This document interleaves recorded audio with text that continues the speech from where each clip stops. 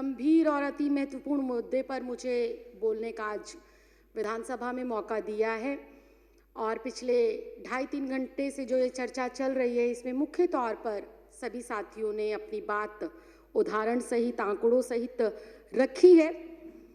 और चूंकि मैं भी विधानसभा के सदस्य हूँ, इस देश की नागरिक हूँ, तो मेरे भी मन में इन एनसीआर, एनपीआर और सीए को लेकर बहुत सारे सवाल हैं। अध्यक्ष जी, जब मैं इसके बारे में पढ़ रही थी और जब अपने साथी सदस्यों को सुन रही थी तो मुझे ऐसा लग रहा था कि इस देश के अंदर इस समय एक ऐसी सरकार चल रही है जो बहुत कंफ्यूज है, जो बहुत अज्ञानी तरीके से, अनजान तरीके से, उसे पता ही नहीं है कि देश को किस ओर लेकर जाना है, देश के लिए क्या जरूरी है, देश के लिए कौन से मुद्दे महत्वपूर्ण हैं, देश के लिए कौन से कानून महत्वपूर्ण हैं। उनको इस चीज की बिल्कुल जानकारी नहीं है। बहुत ही अजीब से लोग इस देश के केंद्र की सत्ता के ऊपर बैठकर अजीबोगरीब फैसले ले रहे हैं। जो इस देश में अभी तक विदेशी कहे जा रहे हैं उनको ये नागरिकता दे रहे हैं बिना किसी कॉमा फुल स्टॉप के। और इस देश के अंदर जो सदियों से, दशकों से रह रहे हैं उनको ये कहते हैं कि अगर तुम इस देश के नागरिक हो तो तुम्हें कागजात देने पड़ेंगे, तुम्हें प्रूफ करना पड़ेगा कि तुम इस देश के नागरिक हो। ये अजीब विडंबना है। हमारे पास वोटर आईडी कार्ड है, हमारे पास आधार कार्ड है, हमारे पास पैन कार्ड है, हमारे पास पासपोर्ट है, उनको ये हमारे कागज नहीं मानते। जिस वोटर आईडी कार्ड से इनको सत्ता में चुनकर भेजा गया, जिस वोटर आईडी कार्ड से ग्राम पंचायत हो, निगम का चुनाव हो, विधानसभा का चुनाव हो या देश की सर्वोच्च संस्था लोकसभा का चुनाव हो, जिस वोटर आईडी से देश के 128 करोड़ लोग इनको चुनकर भेजते हैं, उस वोटर आईडी कार्ड को भी ये हमारा सबूत के तौर पर मानने को तैयार नहीं। बहुत ही हास्यास्पद बात है कि जिस पहचान पत्र की बदौलत एक तड़ीपार व्यक्ति इस देश का गृह मंत्री बन जाता है, मैंने नाम नहीं लिया, मैंने नाम नहीं लिया, मैंने नाम नहीं लिया, मैंने नाम नहीं लिया, मैंने नाम नहीं लिया। ये बहुत ही हास्यास्पद है, ये बहुत ही हास्यास्पद है। ये ऑन रिकॉर्ड है, ये ऑन रिकॉर्ड है, ये ऑन रिकॉर्ड है, ये ऑन रिकॉर्ड है। मैंने नाम नहीं लिया। आप अपना भाषण जारी रखिए ना। मैंने नाम नहीं लिया। आप अपनी बात जारी रखिए। मैं अध्यक्ष जी यही कह रही हूँ, मैं अध्यक्ष जी, आप मेरी तरफ उंगली ना करें, मेरी तरफ उंगली ना करें। सारे प्रिविलेज का मामला है। पहले उन्होंने मेरी तरफ उंगली करी क्यों? अपनी बात कहते रहिए। अध्यक्ष जी, मैं बहुत शांति से और शालीनता से ये कह रही हूँ कि जिस पहचान पत्र की बदौलत एक आम साधारण नागरिक एक तड़ी पार को चुनकर देश का गृह मंत्री बना सकता है। एक चाय वाला, एक चाय वाला, एक चाय वाला, एक चाय वाला, एक चाय वाला, एक चाय वाला इस लोकतंत्र के अंदर एक वोट के अधिकार से सीधा चाय वाले से प्रधानमंत्री बन जाता है। उस वोटर आईडी कार्ड की कोई अहमियत नहीं। क्या बात करते हो, क्या बात करते हो? और मैंने किसी का नाम नहीं लिया। आपको कोई आपत्ति है? आप माननीय अध्यक्ष जी से बात करें। आपको कोई आपत्ति है? आप माननीय अध्यक्ष जी से। तड़ीपार कौन है? तड़ीपार कौन है? तड़ीपार कौन है? चाय वाला कौन है? तड़ीपार कौन है? तड़ीपार कौन है? चाय वाला कौन है?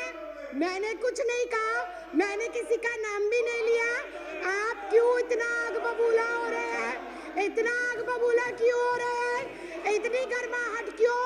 इतनी गर्माहट क्यों? क्यों इतनी मिर्ची लग गई? क्यों इतनी मिर्ची लग गई? आपको इतनी दिक्कत क्या हो गई? आपको इतनी परेशानी क्या हो गई? मैंने तो किसी का नाम भी नहीं लिया, मैंने किसी दल का नाम नहीं लिया, मैंने किसी व्यक्ति विशेष का नाम नहीं लिया। राखी जी, आप अपनी बात पूरी करिए। राखी जी, आप उधर इशारा मत करिए। नहीं, मैं समय कट करके बैठा रहा हूँ। आप मैं- इशारा करके बात मत करिए। मैं अध्यक्ष जी आप मुझसे 2 मिनट के अंदर, आप कोई सफाई ना दीजिए लेकिन अपनी अगर बात को। विपक्ष ऐसे आप टीका अपनी बात टिप्पणी पूरी- करेगा, आप बोलते रहिए ना, विपक्ष टीका टिप्पणी करेगा, कैसे चलेगा? आप बोलते रहिए, अनुशासन नाम की चीज है, आप बोलते रहिए ना, आपको किसने रोका? अनुशासन नाम की चीज है, आप उन्हें आप अनुशासन उधर इशारा सिखाइए। मत करिए प्लीज। मैं अध्यक्ष जी 3 मिनट के अंदर, महज 3 मिनट के अंदर अपनी जो आप मेरा बोलते रहिए, मैं देख रहा हूँ। संदेह है और जो मेरे सवाल है और जो मेरा विचार है, मैं वो आपके सामने रख रही हूँ।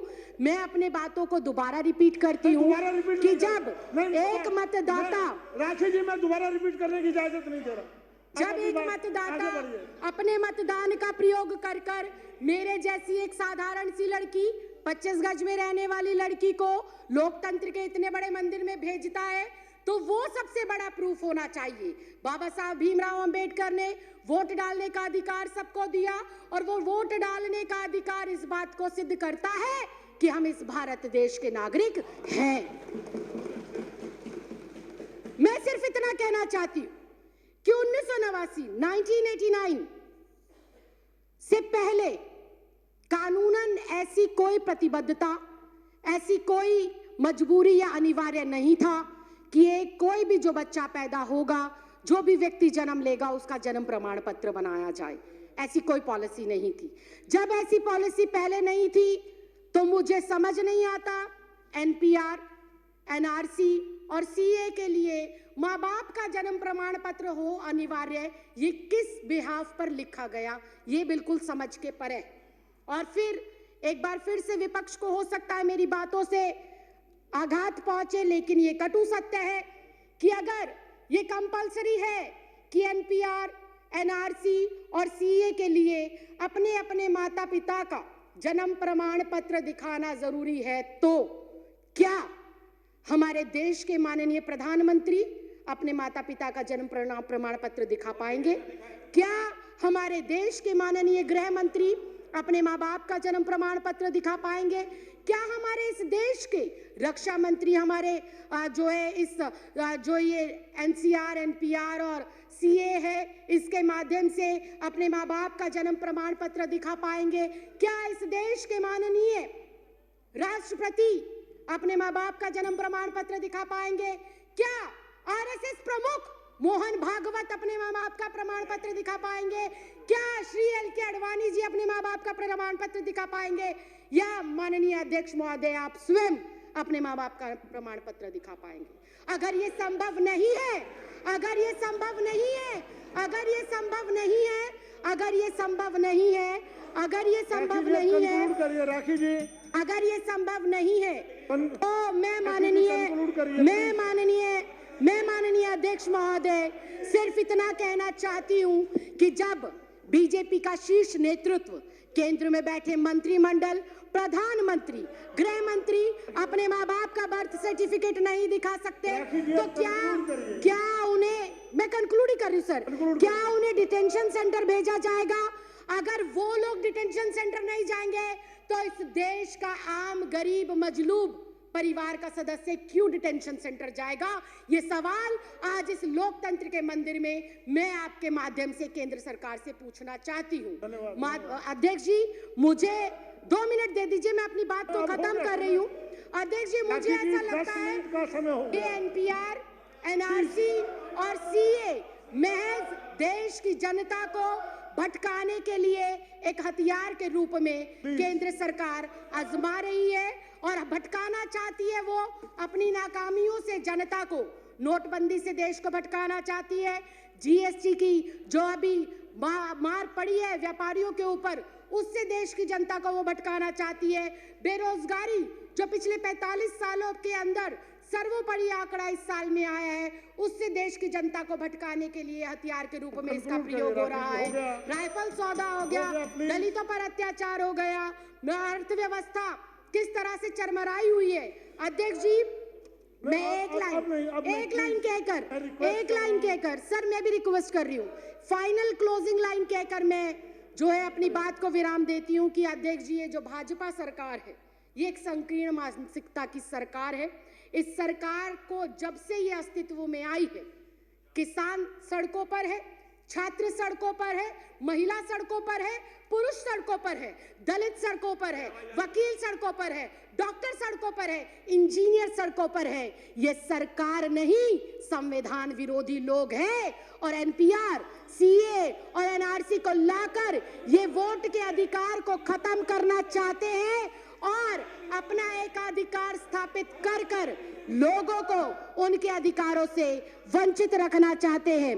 माननीय अध्यक्ष, मैं आपके माध्यम से ये कहना चाहती हूँ, माननीय मंत्री श्री गोपाल राय जी ने जो अपना प्रस्ताव रखा है, इस सदन की सदस्य होने के नाते, इस देश की नागरिक होने के नाते, मैं आज यहाँ से आपसे विनम्र प्रार्थना करती हूँ कि मैं इस प्रस्ताव का समर्थन करती हूँ और दिल्ली में इसको कतई भी किसी भी सूरत में लागू नहीं करना चाहिए।